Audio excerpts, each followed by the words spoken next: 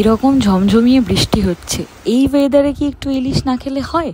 তাই ভাবলাম আজকে বানিয়েই ফেলবো জোড়া ইলিশ।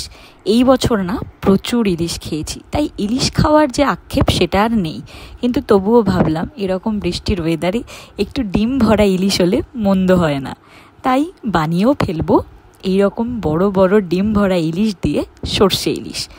তার জন্য প্রথমেই যেটা লাগবে 2 রকম সর্ষে, সাদা সর্ষে কালো সর্ষে পেস্ট করে নিয়েছি নারকোল কোড়া। এবারে যে কড়াইটাতে আমি রান্না করব তার মধ্যেই নিয়েছি এই পেস্ট, নারকোল কোড়া, হলুদ গুঁড়ো, লঙ্কার গুঁড়ো, পরিমাণ মতো নুন, খুব সামান্য একটু চিনি, কাঁচা লঙ্কা আর সর্ষের তেল। এই সব দিয়ে আমি যে কড়াইতে রান্না করব তার মধ্যেই মাছটাকে ভালো করে মশলাগুলোর সাথে মাখিয়ে নিয়েছি। এবার ওপর থেকে আরও কিছু কাঁচা লঙ্কা আর সর্ষের তেল দিয়ে ভালো করে ঢাকা দিয়ে এটাকে রেস্টে রেখে দিয়েছিলাম 20 মিনিটস পর পরিমাণ মতো জল দিয়ে আবার ঢাকা দিয়ে এটাকে একদম লো ফ্লেমে 25 মিনিট মতো আমি কুক করে নিয়েছিলাম।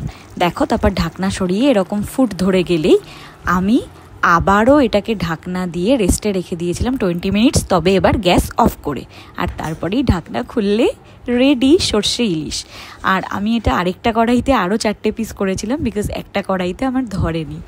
এই ডিম ভরা টেস্টি ইলিশটা আমি সার্ভ করেছিলাম গরম গরম ধোয়া ওঠা ভাতের সাথে।